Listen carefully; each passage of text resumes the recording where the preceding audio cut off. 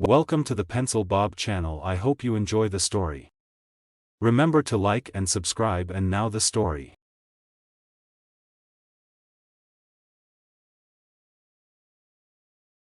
Karen had always been a stubborn and defiant person, who hated being told what to do.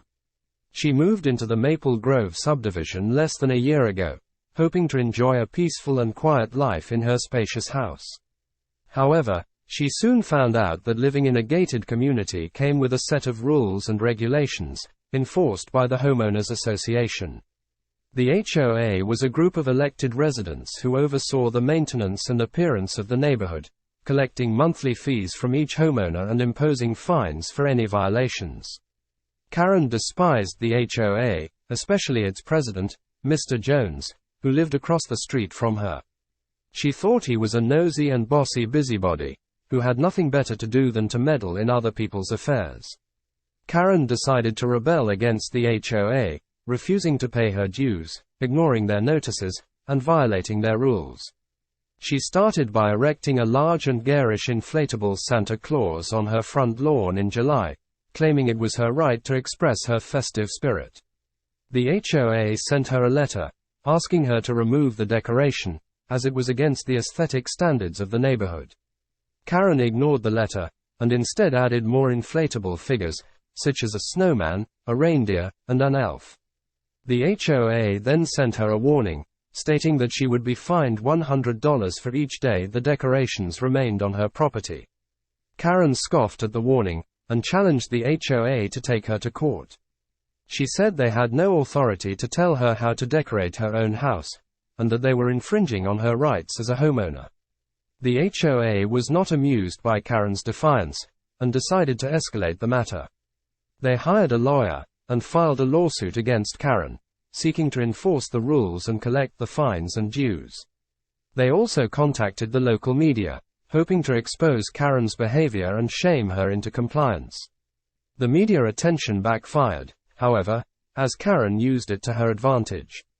She portrayed herself as a victim of harassment and oppression, and accused the HOA of being a tyrannical and elitist organization. She gained sympathy and support from some of the public, who saw her as a champion of individual freedom and expression. She also attracted the attention of some anti-HOA activists, who offered to help her fight the lawsuit and raise funds for her legal fees. The lawsuit dragged on for months, costing both sides a lot of money and time. The HOA hoped that Karen would eventually give up and settle, but she refused to budge. She was determined to win the case, and prove that the HOA had no power over her. She also continued to provoke the HOA, by adding more and more tacky decorations to her house, such as plastic flamingos, garden gnomes, and wind chimes. The neighbors were appalled by Karen's actions, and felt that she was ruining the look and value of the neighborhood. They complained to the HOA, and urged them to resolve the issue as soon as possible. They also avoided Karen, and gave her dirty looks whenever they saw her. Karen did not care about the neighbors, and thought they were all snobs and sheep, who blindly followed the HOA's rules. The situation reached a breaking point, when Karen decided to paint her house in bright and clashing colors, such as pink, yellow, and green. She said it was her way of expressing her creativity and personality, and that it was none of the HOA's business. The HOA was outraged, and filed a motion for an injunction, asking the court to order Karen to stop painting and restore her house to its original color. The court granted the motion, and gave Karen a deadline to comply. Karen ignored the court order, and continued to paint her house. She said she would rather go to jail than to obey the HOA or the court. She also taunted the HOA, and dared him to come and stop her. The HOA had enough, and decided to take action. They hired a contractor, and sent him to Karen's house, with the intention of removing the decorations and repainting the house. When Karen saw the contractor approaching her house, she was furious. She grabbed a shotgun, and ran outside, yelling and cursing at the contractor. She threatened to shoot him if he touched her house or her decorations. The contractor was terrified, and called the police. The police arrived, and tried to calm Karen down, but she refused to listen. She pointed the shotgun at the police, and said she would not surrender her house or her rights. The police had no choice but to use force. They shot Karen, and wounded her in the chest. She fell to the ground, bleeding and gasping for air. She looked at her house, and saw the colorful paint and the inflatable figures. She smiled, and whispered, "I won." Karen died on the scene, leaving behind a mess and a tragedy. The HOA was shocked and saddened by the outcome, and regretted that the situation had gone so far.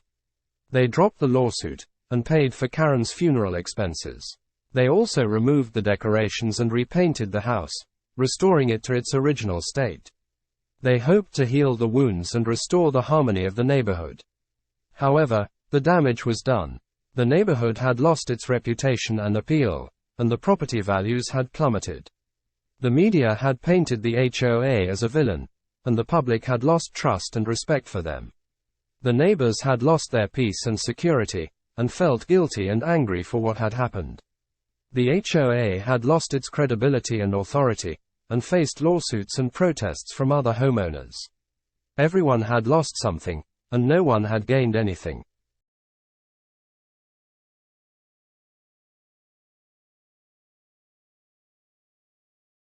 Karen was hungry and impatient, had just finished a long day at work, and wanted to treat herself to a nice dinner at her favorite restaurant, Le Bistro. She had heard that they had a new chef, who had won several awards and rave reviews, and was eager to try his signature dishes, and enjoy a relaxing evening. She drove to the restaurant, and parked her car in the crowded lot. She walked to the entrance, and saw a sign that said, "Reservations required." She ignored the sign, and pushed her way through the door. She was greeted by a young and polite hostess, who smiled and asked her name.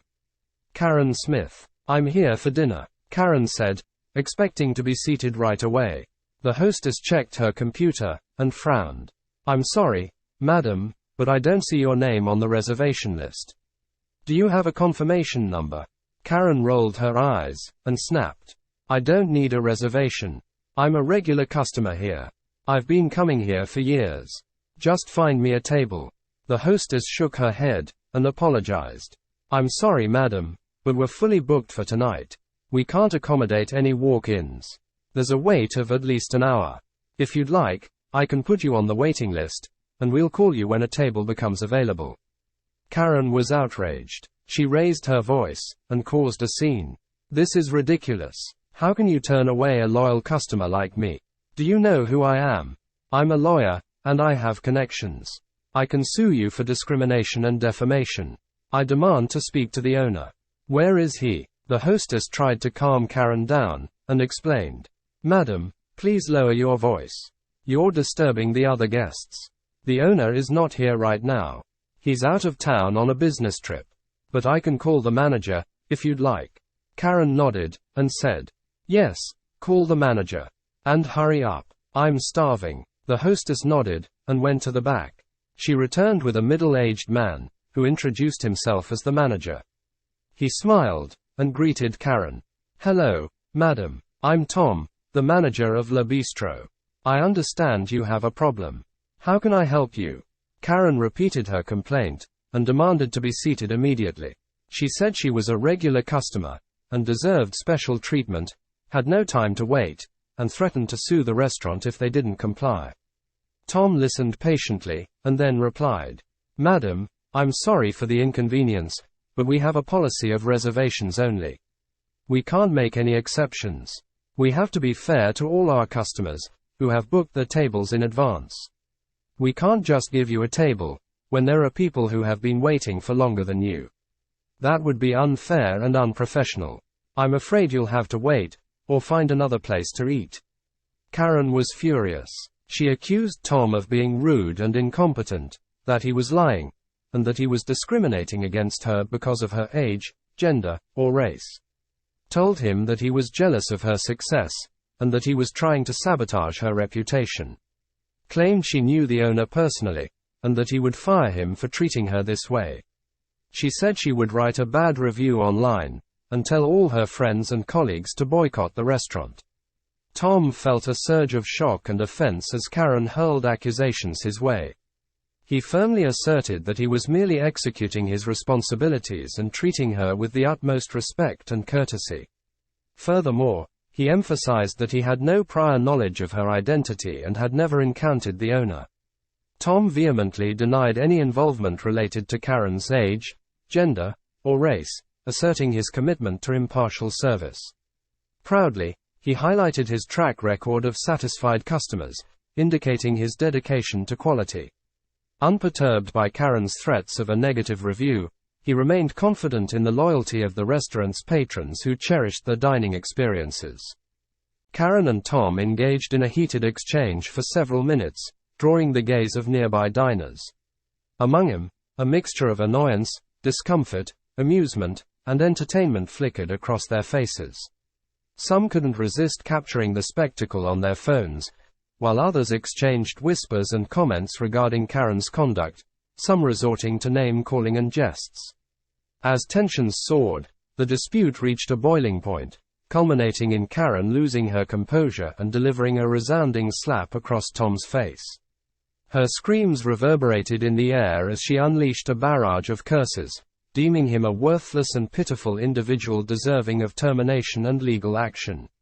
Vowing to dismantle his life and career, she threatened to inflict irreparable damage. Tom's emotions surged, a mix of astonishment and fury coursing through him as he felt the sting of Karen's slap on his cheek, igniting a fire of rage in his chest. Declaring he had reached his limit, he vowed to take decisive action.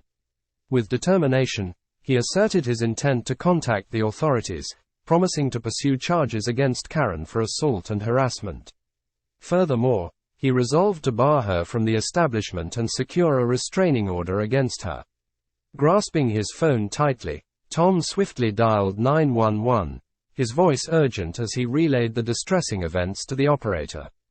He described Karen as a violent and abusive patron who had instigated an altercation, necessitating police intervention to remove her from the premises and restore order. The operator assured Tom that a patrol car would be dispatched promptly and requested him to remain on the line. Tom acknowledged, activating the speakerphone function on his phone.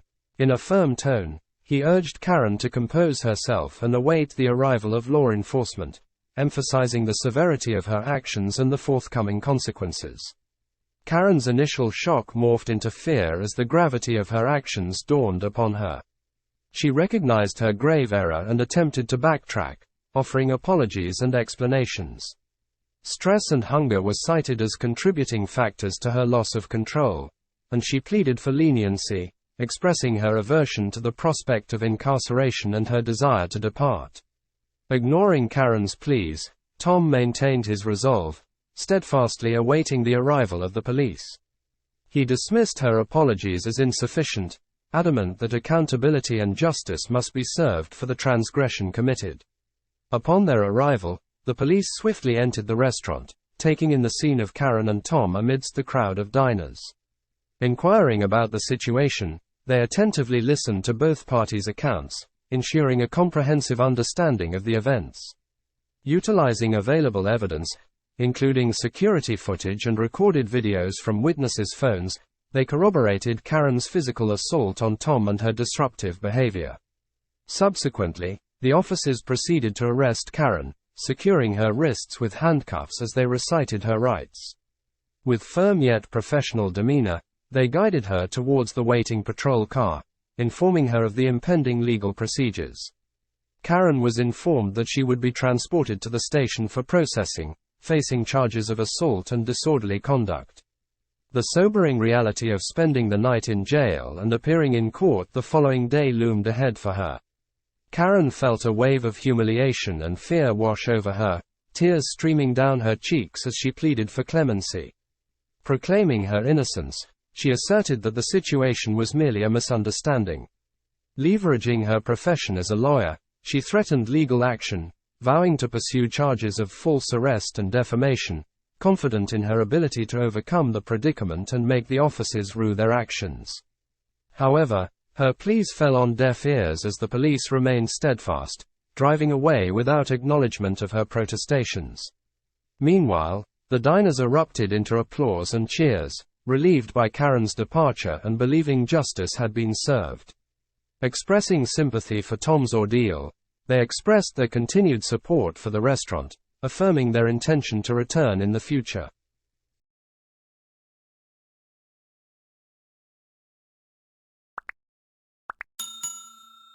I would like to thank you for watching the video to the end.